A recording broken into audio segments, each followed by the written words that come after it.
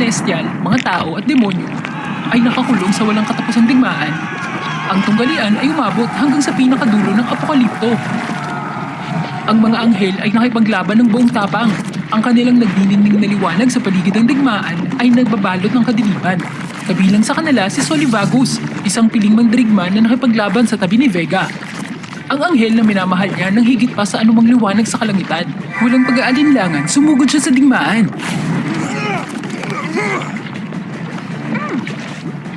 Ngunit pagkatapos, nangyari ang trahedya. Isang maitim na kamay mula sa kailaliman ang biglang humawak kay Vega. Hinila siya pababa sa kadiliman. Ang labanan ay lumalala. Magiging maayos si Vega. Tumuto ka lang. Natigilan si Solivagus. Habang nilalamon siya ng kawalan ng pag-asa, walang ingat siyang bumulusok sa bangin mag-isa. Bagamat pinilit niyang hilahin pabalik si Vega, hindi ito nakayanan ng isa sa kanyang pinakamamahal. Nilabas niya ang kanyang huling hininga sa yakap nito. Vega! Gumising ka! Nakikiusap ako! Pakiusap! Sa sandaling nawala si Vega, gumuho ang kanyang mundo. Kung tagnalikuran na siya ng mga celestial, bakit ko naman sila susundin? Purihin ang demonyong hari! Bumalik si Solivagus sa lupain ng celestial. Handang isakripisyo ang buong universo upang maibalik kahit saglit ang buhay ni Vega. Gumising nga, Solivagus! Hindi pa naging malinaw lahat sa isip ko. Habang ang lahat ay nasa bingit ng pagkawasak, ibinuhos sa mga Diyos ng celestial ang kanilang huling natitirang lakas sa huling mahika. Isang bulaklak na may 3 talulot ang namukadkad. Ang nagniningning na liwanag nito ang nagtutulak pabalik sa dilim. Kahit anong pilit ni Solivagus, hindi niya kayang sirain ang bulaklak. Sa halip, labis siyang nasugatan nito. Mawalaman ng lahat ng Diyos. Hanggat namumulaklak ang bulaklak na ito, hindi matutupad ang mga ambisyon mo, Solivagus.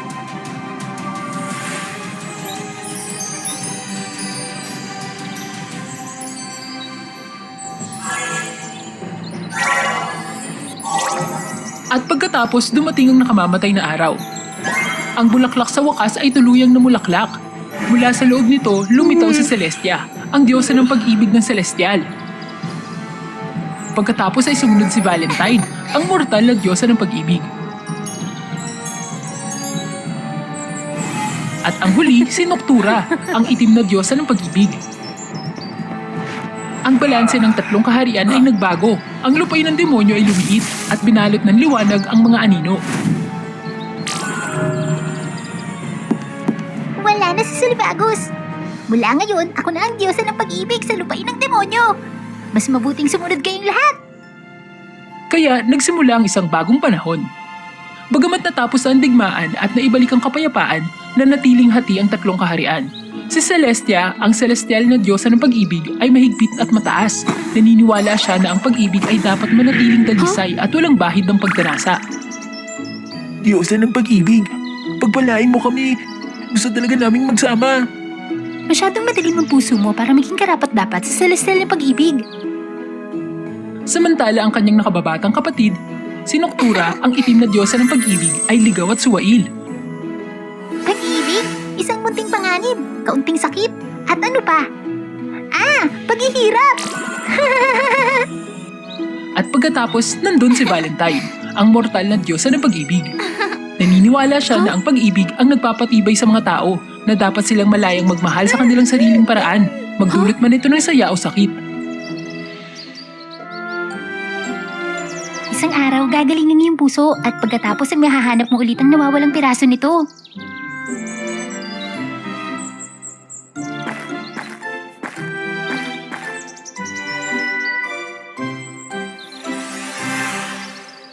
Dahil sa kanilang matinding pagkakaiba, madalas na nag-aaway ang 3 diyosa. Ano ba kayo? Bihira lang na magkasama tayong 3. Naku, tumahimik ka. Anong alam mo, Valentine? Napakihina mo. Ang kanilang hindi pagkakasundo ay lumala hanggang sa gumuhit sila ng linya ng teritoryo sa pagitan ng lupain nila na nagbabawal sa sinuman na tumuwid dito. Isang araw tumunog ang alarma sa lahat ng 3 kaharian. Ano? Isang pag-ibig na lumalabag sa hangganan? Isang anghel ang umibig sa isang tao. Isang maitim na nilalang ang naglakas loob na pumasok sa lupain ng liwanag para hanapin ang pinakamamahal niya. Si Celestia, na galit ay naglabas ng ganap na kautusan. Ang sinumang naglabas na tumungtong sa paraiso ay papatayin ng walang awa. Gayun din ang sinumang anghel na hindi sumunod ay permanenteng itatapon. Hindi nagpadaig, gumanti si Noctura sa pamamagitan ng paglubog sa kanyang kaharian ng mas malalim sa lupa. Sinumpa ang sinumang nanghas na magmahal ng higit pa sa kanilang nakatalagang sakop, sa walang hanggang pagdurusa, hindi na muling magkikita. Hindi mabilang ng mga anghel, demonyo at mga tao ang nasugatan o namatay dahil sa batas na ito. Si Valentine ay nasa matinding sakit, ngunit wala siyang magawa para pigilan ng mga kapatid. Ang kanyang salita ay nalunod sa labis na galit na lumamon sa kanila. Lahat ng ito'y plano niya. Hindi niya magawang suguri ng direkta ang tatlong diyosa dahil sa bulaklak na may tatlong talulot. Sa halip ay pinili niyang hatiin sila. Kung ang pag-ibig sa buong mundo ay gumuho, makakamit niya ang kanyang tunay na layunin. Kasama na ang pag-udyok sa mga diyosa ng pag-ibig, nagpapasiklab sa kanilang mga sama ng loob at hindi pagkakaunawaan sa isa't isa. Ang lupain ng Celestial ay lumamig habang ikinulong ni Celestia ang puso ng mga anghel. Hindi na sila makaramdam ng buhay. Ang kaharian ng demonyo ay umikot sa kaguluhan na puno ng ligaw, walang ingat at masakit na pag-ibig. At sa sandaling iyon, sinamantala ni Solivagos ang kanyang pagkakataon. Inani niya ang kawalan ng pag-asa, kalungkutan at mga wasak na puso. Lahat ito ay para sa kapangyarihang kailangan niya para buhayin si Vega. Vega, ang araw na gigising ka ay malapit na. Ngunit sa sandaling iyon, isang napakalaking hadlang ang humarang sa kanyang daraanan. Si Valentine, ang diyosa ng mortal na pag-ibig. Hindi tulad ng kanyang dalawang kapatid, si Valentine na hindi nagpapataw ng pagmamahal sa iba. Sa halip, tahimik niyang tinutulungan ng mga taong ipinagbabawal at nasira ang pag-ibig. Salamat, Diyos Valentine. Napakabait mo. Bakit? Bakit mo ginagawa to? Dahil naniniwala akong dapat ipaglaban ng pag-ibig. Umalis ka na. Natigilan si Solivagos. Siya? Sobrang kahawig niya si Vega. Ang kanyang titig, ang kanyang mga kilos, ang nagniningning na kabaitan na lumabas sa kadiliman. Hindi! Imposible! Kakaiba si Vega. Nagpatuloy siya sa kanyang plano. Ngunit sa tuwing naniniwala siya na ang pag-ibig sa buong universo ay nasa bingit ng pagbagsak, papatunayan ni Valentine na mali siya. Dahil sa kabaliwan, gusto niya itong parusahan. Gayunpaman, mula sa pinakamalalim na sulok ng itim niyang puso, natagpuan niya ang sarili niya na hindi ito magawa. Isang nakamamatay na gabi, naubos ni Solivagos ang kanyang itim na mahika. Kaya kahit na siya ay nagsimulang lamunin ito. Malubhang nasugatan si Solivagos. Bumagsak sa bangin. Hindi matukoy kung saan siya nahulog. Suriin ang paligid. May nahulog na kakaiba sa malapit. Sa huling labi ng kanyang lakas, sinubukan ni Solivagos na tumakas. At nakita si Valentine. Papatay mo ba ako ngayon? Pero hindi ginawa ito ni Valentine. Wala na sila. Papaglingin kita. At ang mga sugat na to. Oo, sinira akong sarili kong pakpak ng anghel gamit ang mga kamay ko. Hindi mo mapapagaling ang wala na. Walang ibang makakapagpagaling sa'yo. Ngunit maaari mong piliin na itigil saktan ng iyong sarili. Ito ay isang bagay na walang sino man ang nagsabi sa kanya noon. Naramdaman ni Solivagos na may kakaibang pakiramdam sa kanyang dibdib. Takot.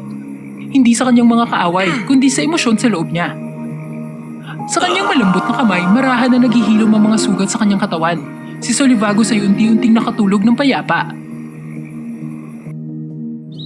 Tila nanaginip siya, at sa panaginip na yun, hindi na siya naghahangad ng paghihiganti o sirain ng anumang bagay sa mundong ito. Ha? Panaginip ba to? Valentine? Isang nakakatakot na pakiramdam ang gumapang sa kanya. Ibinaling niya ang tingin sa labas, ang bilis ng tibok ng puso niya. Sa gitna ng tatlong kaharian, isang haligi ng usok ang tumaas, nahudyat ng pagsisimula ng isang engranding ritual. Sa oras na marating ni Solivagos ang eksena, nakatayo na si Valentine doon, nababalot ng makinang na liwanag. Ang kanyang puso ay dahan-dahang sumanib sa ritmo ng universo. Valentine, anong ginagawa mo? Hindi mo mabubura ang pag-ibig sa sansinukob na to sa Livagos. Dahil iaalay ko ang puso kong puno ng pagmamahal para protektahan to. Hindi, tumigil ka!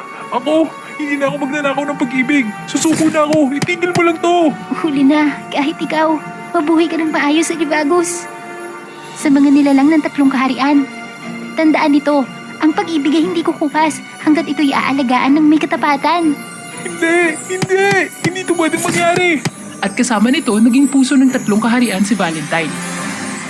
At sa huling sandaling iyon, nakita ni Solivagos ang katotohanang hindi niya kailanman ginustong harapin. Si Valentine ay isang piraso ng kaluluwa ni Vega. Nawala na naman kita! Ang kanyang sakripisyo ay nagpadala ng kalungkutan sa lahat ng 3 kaharian. Kahit na hindi sila naging malapit, ang mga kapatid ni Valentine ay binalit ng panghihinayang. Ikaw, Solivagos! Anong ginawa mo sa kapatid namin? Sandali ate, huminahon ka! Siya, maaari siyang pinaka naghihirap ngayon. Kami 3 mga espesyal na Diyos. Sa totoo lang, baka may paraan para maibalik si Valentine. Pero, Anong paraan? Gagawin ko ang lahat! Pinagsama ni na Celestia at Noctura ang kalahati ng kanilang banal na kapangyarihan upang buksan ang lagusan sa kawalan. Ang lugar kung saan napunta ang diwa ni Valentine. wala pang nakakabalik mula sa kawalan. Kung magtatagal ka, makakalimutan mo pati sarili mo. Gagawin ko to! Gaya ng babala ni Celestia, ang kawalan ay isang delikado at taksil na lugar. Kung ang isa ay hindi maingat, sila'y matutupok ng apoy ng kawalan. Matapos ang walang humpay na paghihirap at pagdurusa ng matinding sugat, sa wakas ay natagpuan ni Solivagos si Valentine. Valentine, sumama ka na sa akin! Umuwi na tayo! Ngunit hindi na siya si Valentine. Nakalimutan na niya ang lahat. Nakalimutan kung sino siya. Nakalimutan kung anong uri siya ng diyosa. Walang silbi yan. Naging utusan ko na siya. Naglakas loob ka bang pumasok sa aking lugar at nangangarap ng makatakas? Hangal! Wasakin mo siya agad! Sa sandaling matapos magsalita si Void, agad na sinugod ni Valentine si Solivagos. Na parang makinang walang kabuluhan, na walang malay. Si Solivagos na ayaw siyang saktan ay hindi lumaban. Hinayaan niyang tumago sa mga sugat nito sa balat niya. Ipinulupot niya ang mga braso sa kanya. Niyakap siya ng mahigpit. Gumising ka, Valentine! Huwag mo hayaang kontrolin ka niya! Isa kang makapangyarihan at mabait na Diyosa. Lagi mong inaalagaan ng pag-ibig higit sa lahat. At ako, ano man ang iyong buhay, ano man ang pagbabago mo, lagi kitang mamahalin higit pa sa buhay. Huh? Solivagos? Marahas na nanginig si Void. Hindi nag-aksaya ng oras si Solivagos. Hinawakan niya ang kamay nito at tumakbo sila sa gumuhong espasyo. Nang magsimulang maselyohan ng labasan, sinubukan silang ikulong ni Void magpakailanman. Pero sa pagkakataong ito, walang bumitaw sa kanilang dalawa. Sabay silang lumabas sa dilim. Papunta sa liwanag ng bukang liwayway. Hindi na nahati ang 3 diyosa ng pag-ibig. Nagkakaisa. Nangako silang poprotektahan ang pag-ibig sa lahat ng anyo nito. Gagabay sa mga nawawalang kaluluwa upang mahanap ang isa't isa. Ang mga hangganan na pumipigil sa pag-ibig ay tuluyang nabura. Lahat ng nilalang ay malayang mahalin ng sino mang kanilang piliin. Si Solivagos ay minsang naniwala na walang lugar sa kanya. Nahihiya sa kanyang mga ginawa. Ngunit hinila siya pabalik ni Valentine. Dati ay isang Diyos ang kalungkutan. Siya ay naging tagapag-alaga ng nakalimutang pag-ibig. Ginagabayan ang mga natatakot ipagtapat ang kanilang mga puso. Ang mga nag-aalangan na gumawa ng hakbang pasulong. Tinutulungan niya silang lumakas. Ginagabayan silang makahanap ng sarili nilang landas. Hindi na niya hinamak ang pag-ibig o ninais na sirain ito. Dahil ngayon minamahal si Solivagos. At nagmamahal siya bilang kapalit. Si Connie